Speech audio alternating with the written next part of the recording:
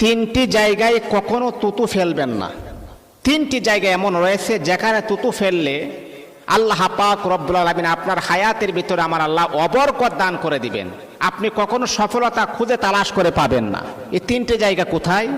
এক নাম্বার হচ্ছে নবী করিম সাল্লাল্লাহু আলাইহি ওয়াসাল্লাম বলেছেন পশ্চিম দিকে আমরা তুতু ফেলবো না। এটা হচ্ছে আমাদের জন্য পবিত্র একটি স্থান। পশ্চিম দিকে আমরা আল্লাহ পাক রব্বুল আলামিনের কাবা ঘরকে লক্ষ্য করে আমরা সেজদা করি, সেখানে তুতু ফেলা যাবে না।